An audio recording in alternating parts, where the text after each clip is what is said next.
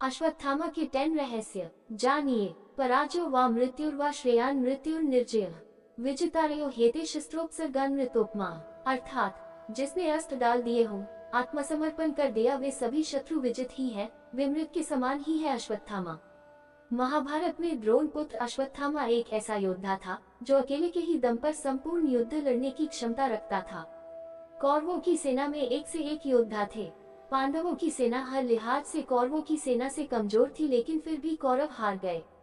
महाभारत युद्ध के बाद जीवित बचे 18 योद्धाओं में से एक अश्वत्थामा भी थे। अश्वत्थामा को संपूर्ण महाभारत के युद्ध में कोई हरा नहीं सका था। वे आज भी अपराजित और अमर हैं।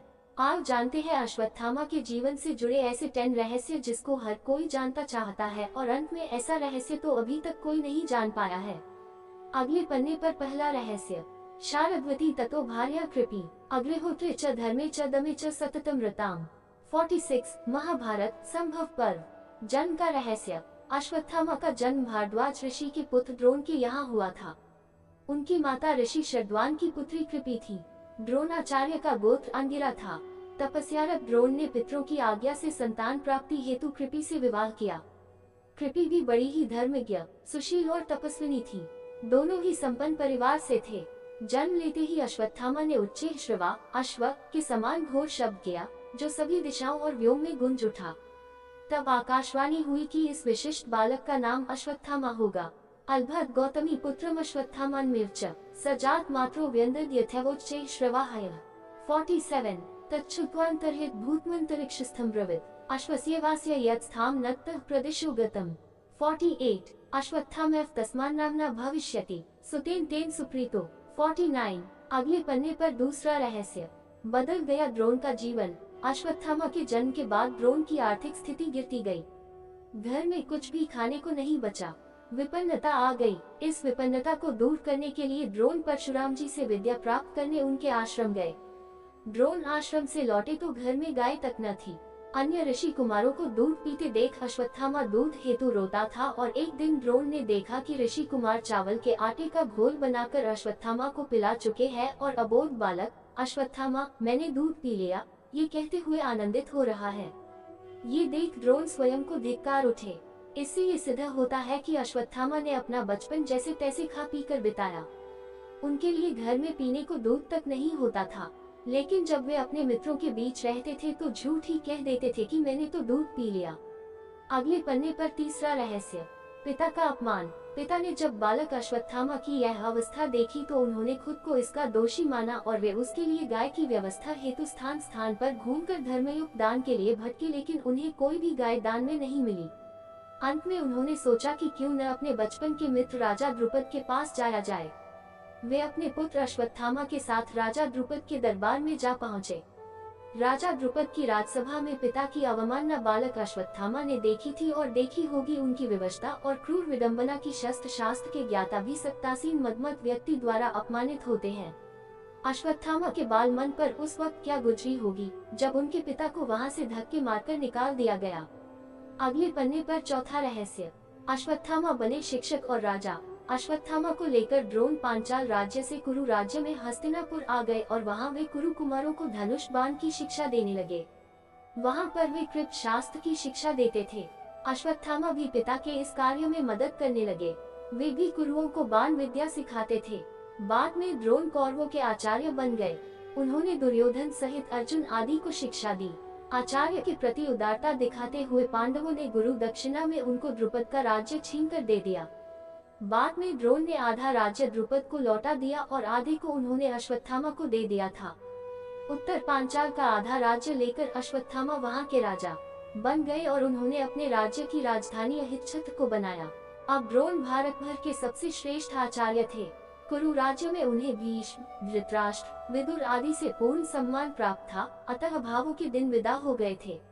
अगले पन्ने पर पांचवा रहस्य, संपूर्ण विद्याओं में पारंगत अश्वत्थामा। अश्वत्थामा जीवन के संघर्ष की आग में तपकर सोना बना था।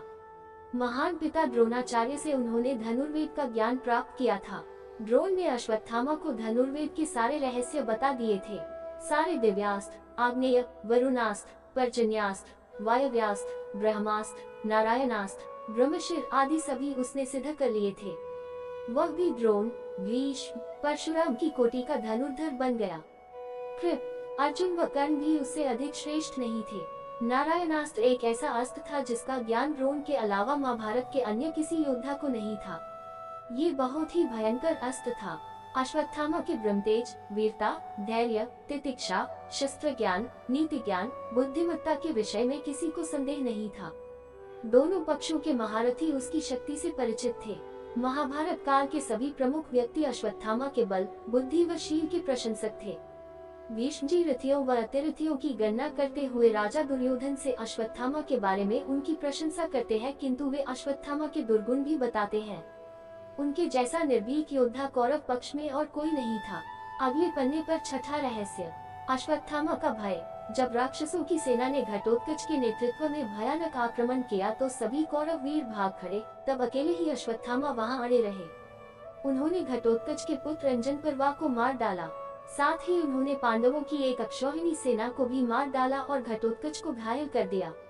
अश्वत्थामा कौरव सेना के प्रधान महारथी थे। कुरुराज ने अपने पक्ष की 11 अक्षौहिणी सेना को 11 महारथियों के सेनापतित्व में संगठित किया था। ये थे द्रोण, कृप, शल्य, जयद्रथ, सुदक्षिण, कृतवर्मा, अश्वत्थामा, कर्ण, भूरिश्रवा, शकुनी और बाहली। अतः अश्वत्थामा 11 सेनापतियों में एक प्रमुख स्थान रखता है। इधर युद्ध में अर्जुन, कृष्ण, युधिष्ठिर, भीम, नकुल, सहदेव, द्रुपद, धृष्टद्युम्न तथा घटोत्कच आदि लड़ रहे थे। उनके रहते हुए भी उनके देखते ही देखते अश्वत्थामा ने द्रुपद, सुत्सुर्त और शत्रुंजय, कुटिभोज के 90 पुत्रों तथा बलानी, शतानी, जयाश, श्रुताह्य, हेममाली, प्रषिद्ध तथा चंद्रसेन जैसे वीरों को रण में मार डाला और युधिष्ठिर की सेना को भगा दिया था। अश्वत्थामा द्वारा किए जा रहे इस विध्वंस को देखते हुए पांडव पक्ष में भय और आतंक व्याप्त हो गया था। अब अश्वत्थामा को रोका जाना बहुत जरूरी हो गया था। सभी इस पर विचार करने लगे थे, अन्यथा अगले दिन हार निश्चित थी। अगले पन्ने पर 7वां रहस्य, अश्वत्थामा गज मारा गया। भीष्म के शरशैया पर लेटने के बाद 11वें दिन के युद्ध में कर्ण के कहने पर द्रोण सेनापति बनाए जाते हैं। दुर्योधन और शकुनी द्रोण से कहते हैं कि वे युधिष्ठिर को बंदी बना ले तो युद्ध अपने आप खत्म हो जाएगा। तो जब दिन के अंत में द्रोण युधिष्ठिर को युद्ध में हराकर उसे बंदी बनाने के लिए आगे बढ़ते ही है कि अर्जुन आकर अपने बाणों की वर्षा से उन्हें रोक देता है। नकुल युधिष्ठिर के साथ थे, वह अर्जुन भी वापस युधिष्ठिर के पास आ गए। इस प्रकार कौरव युधिष्ठिर को नहीं पकड़ सके, लेकिन द्रोण की संहारक शक्ति के बढ़ते जाने से पांडवों के खेमे में दहशत फैल जाती है। पिता पुत्र ने मिलकर महाभारत युद्ध में पांडवों की हार सुनिश्चित कर दी थी। पांडवों की हार को देखकर श्री कृष्ण ने युधिष्ठिर से छल का सहारा लेने को कहा। इस योजना के तहत युद्ध में ये बात फैला दी गई कि अश्वत्थामा मारा गया, लेकिन युधिष्ठिर झूठ बोलने को तैयार नहीं थे। तब अवंतिराज के अश्वत्थामा नामक हाथी का भीम द्वारा वध कर दिया गया। इसके बाद युद्ध में ये बात फैला दी गई कि अश्वत्थामा मारा गया। जब गुरु द्रोणाचार्य ने धर्मराज युधिष्ठिर से अश्वत्थामा की सत्यता जानना चाही तो उन्होंने जवाब दिया, अश्वत्थामा मारा गया, परंतु हाथी। श्री कृष्ण ने उसी समय शंखनाद किया, जिसके शोर के चलते गुरु द्रोणाचार्य आखिरी शब्द हाथी नहीं सुन पाए और उन्होंने समझा कि मेरा पुत्र मारा गया। ये सुनकर उन्होंने शस्त्र त्याग दिए और युद्ध भूमि में आंखें बंद कर शोक में डूब गए। यही मौका था जबकि द्रोणाचार्य को निहत्था जानकर द्रौपदी के भाई धृष्टद्युम्न ने तलवार से उनका सिर काट डाला। ये समाचार अश्वत्थामा के लिए भयंकर रूप से दुखद था। पिता की छलपूर्वक हत्या के बाद अश्वत्थामा युद्ध के सभी नियमों को तोड़कर ताक में रख देता है। अगले पन्ने पर 8वां रहस्य, नारायणास्त्र का प्रयोग। पिता की छलपूर्वक मृत्यु से दुखी होकर अश्वत्थामा मजबूर होकर नारायणास्त्र का प्रयोग करता है, जिसके चलते एक ही झटके में पांडवों सहित उनकी संपूर्ण सेना नष्ट हो जाती। सभी नारायणास्त्र से नष्ट हो जाते, लेकिन पांडवों को इस अस्त्र से बचने के लिए तुरंत ही कृष्ण उनसे अपने अपने अस्त्र त्याग कर रथ से नीचे उतरने का आदेश देते हैं और कहते हैं कि सभी नारायणास्त्र के सामने आत्मसमर्पण कर लो, अन्यथा मारे जाओगे। सभी पांडव और सेना ऐसा ही करती है। समर्पण से ही वे सभी बच सके। जब अश्वत्थामा ये देखता है कि सभी पांडव बच गए हैं तो उसे उस अस्त्र पर संदेह होता है। तब वह अर्जुन पर आग्नेयास्त्र का प्रयोग करता है, लेकिन श्री कृष्ण के कारण अर्जुन फिर बच जाता है। तब अश्वत्थामा को बड़ा क्रोध आता है, वह अपना धनुष फेंक देता है और अपनी विद्या पर संदेह करने लगता है।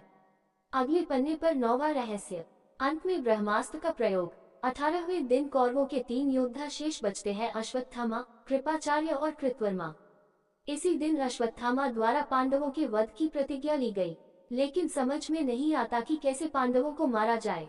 एक उल्लू द्वारा रात्रि को कौवे पर आक्रमण करने पर एक उल्लू उन सभी को मार देता है।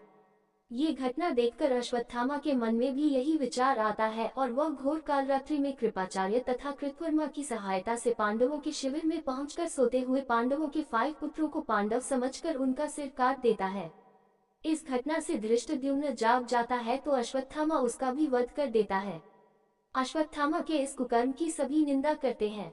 अपने पुत्रों की हत्या से दुखी द्रौपदी विलाप करने लगती है। उसके विलाप को सुनकर अर्जुन उस नीच कर्म हत्यारे ब्राह्मण पुत्र अश्वत्थामा के सिर को काट डालने की प्रतिज्ञा लेते हैं। अर्जुन की प्रतिज्ञा सुन अश्वत्थामा भाग निकलता है। तब श्री कृष्ण को सारथी बनाकर एवं अपना गांडीव धनुष लेकर अर्जुन उसका पीछा करता है। अश्वत्थामा को कहीं भी सुरक्षा नहीं मिली तो भय के कारण वह अर्जुन पर ब्रह्मास्त्र का प्रयोग कर देता है। मजबूरी में अर्जुन को भी ब्रह्मास्त्र चलाना पड़ता है। ऋषियों की प्रार्थना पर अर्जुन तो अपना अस्त्र वापस ले लेता है, लेकिन अश्वत्थामा अपना ब्रह्मास्त्र अभिमन्यु की विधवा उत्तरा की कोख की तरफ मोड़ देता है। कृष्ण अपनी शक्ति से उत्तरा के गर्भ को बचा लेते हैं। अंत में श्री कृष्ण बोलते हैं, हे अर्जुन, धर्मात्मा, सोए हुए, असावधान, मतवाले, पागल, अज्ञानी, रथहीन, स्त्री तथा बालक को मारना धर्म के अनुसार वर्जित है। इसने धर्म के विरुद्ध आचरण किया है, सोए हुए निरपराध बालकों की हत्या की है। जीवित रहेगा तो पुनः पाप करेगा, अतः तत्काल इसका वध करके और इसका कटा हुआ सिर द्रौपदी के सामने रखकर अपनी प्रतिज्ञा पूरी करो। श्री कृष्ण के इन वचनों को सुनने के बाद भी अर्जुन को अपने गुरुपुत्र पर दया आ गई और उन्होंने अश्वत्थामा को जीवित ही शिविर में ले जाकर द्रौपदी के समक्ष खड़ा कर दिया। पशु की तरह बंधे हुए गुरुपुत्र को देखकर द्रौपदी ने कहा, हे आर्यपुत्र, ये गुरुपुत्र तथा ब्राह्मण है। ब्राह्मण सदा पूजनीय होता है और उसकी हत्या करना पाप है। आपने इनके पिता से इन अपूर्व शस्त्रास्त्रों का ज्ञान प्राप्त किया है। पुत्र के रूप में आचार्य द्रोण ही आपके सम्मुख बंदी रूप में खड़े हैं। इनका वध करने से इनकी माता कृपि मेरी तरह ही कातर होकर पुत्र शोक में विलाप करेगी। पुत्र से विशेष मोह होने के कारण ही वह द्रोणाचार्य के साथ सती नहीं हुई।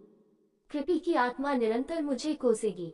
इनके वध करने से मेरे मृत पुत्र लौटकर तो नहीं आ सकते, अतः आप इन्हें मुक्त कर दीजिए। द्रौपदी के इन धर्मयुक्त वचनों को सुनकर सभी ने उसकी प्रशंसा की। इस पर श्री कृष्ण ने कहा, हे अर्जुन, शास्त्रों के अनुसार पतित ब्राह्मण का वध भी पाप है और आत्ताई को दंड न देना भी पाप है, अतः तुम वही करो जो उचित है। उनकी बात को समझकर अर्जुन ने अपनी तलवार से अश्वत्थामा के सिर के केश काट डाले और उसके मस्तक की मणि निकाल ली। मणि निकल जाने से वह श्रीहीन हो गया। बाद में श्री कृष्ण ने अश्वत्थामा को 6000 साल तक भटकने का शाप दिया। अंत में अर्जुन ने उसे उसी अपमानित अवस्था में शिविर से बाहर निकाल दिया। अगले पन्ने पर वन और रहस्य, कहाँ चले गए अश्वत्थामा। इस प्रकार हिंसा और अभिशाप में, क्रोध और विषाद में इस महान विद्वान और दुर्धर्ष वीर की कथा का समापन होता है। युधिष्ठिर ने भगवान कृष्ण के सामने प्रश्न रखा था कि अकेले अश्वत्थामा ने इतना भयानक कांड कैसे कर दिया। कथनु कृष्ण पापेन क्षुद्रना कृत कर्मणा द्रोणिना निहता सवे मम पुत्रा महार्थः किन्नु तेन कृत कर्म तथा युक्तम नरर्षभ यदेक समरे सर्वान्वधीनो गुरु सुतः। कृष्ण कहते हैं कि ये कर्म अश्वत्थामा ने शिवजी से प्राप्त शक्ति से किया। न तन्मनसी कर्तव्यम न च तद द्रोणिना कृतम महादेव प्रसादेन कुरु कार्यम निंतरम नून स देव देवानामीश्वरेश्वर व्ययम जगाम शरण द्रोणिरेकस्तेन बधीत बहून। कृप, हार्दिक्य तथा अश्वत्थामा, द्रोणी तीनों ने महाविनाश कर यह संवाद दुर्योधन से कहा। फिर राजा धृतराष्ट्र को बताया और कहा कि हम 3 हैं और पांडव 5 हैं और कोई नहीं बचा। फिर वे तीनों दिशाओं में चले गए। कृप हस्तिनापुर गए, कृतवर्मा द्वारिका तथा द्रोणी अश्वत्थामा व्यास के साथ वन चले गए। आज भी भारत के जंगलों में अश्वत्थामा को देखे जाने की घटनाएं दर्ज की जाती है। कभी उसे मध्य प्रदेश के जंगलों में देखा गया तो कभी उड़ीसा के और कभी उत्तराखंड के जंगलों में। अश्वत्थामा आज भी जीवित है और वह कल्प के अंत तक जीवित रहेंगे। अंत में अश्वत्थामा की मस्तक मणि का रहस्य जानिए। अश्वत्थामा द्रोणाचार्य के पुत्र थे। द्रोणाचार्य ने शिव को अपनी तपस्या से प्रसन्न करके उन्हीं के अंश से अश्वत्थामा नामक पुत्र को प्राप्त किया। अश्वत्थामा के पास शिवजी के द्वारा दी गई कई शक्तियां थी। वे